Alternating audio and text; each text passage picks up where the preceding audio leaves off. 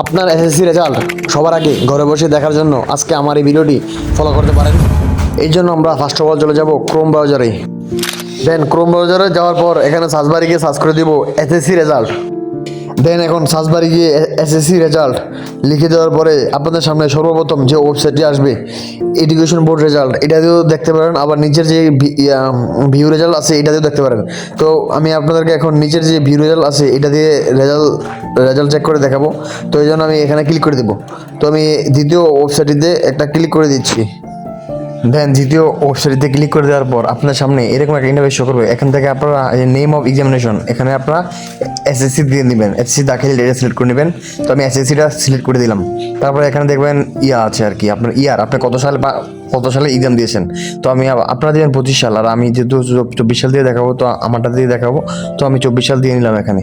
তো আমি 2024 সিলেক্ট করে নেবো। আপনারা আপনাদের মতো সিলেক্ট করে নেবেন আপনার যেই সালে।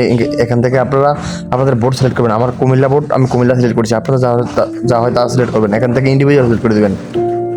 ইন্ডিভিজুয়াল সিলেক্ট করার পরে এখান থেকে দেখতে পাবেন যে এখানে আপনার রুল নাম্বার দিতে হবে। এখানে আপনি আপনার রুল নাম্বার দিয়ে নেবেন। আমি আমার রুল নাম্বার দিয়ে নিচ্ছি।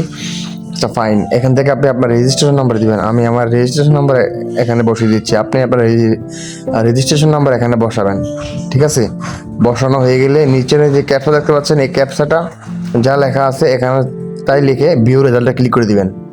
এরপর আপনি আপনার রেজাল্টটি দেখতে পারবেন। তো আমি দেখতে পাচ্ছেন যে আমি আমার রেজাল্টটি দেখতে পাচ্ছি। আপনারা সেমভাবে আপনাদের রেজাল্টটা দেখতে পারবেন এরকমভাবে। তো এখান থেকে প্রিন্টে ক্লিক করলে এটাকে আপনি প্রিন্ট করতে পারবেন। কম্পিউটারের দোকানে গেলে আপনাকে প্রিন্ট করে দেবে।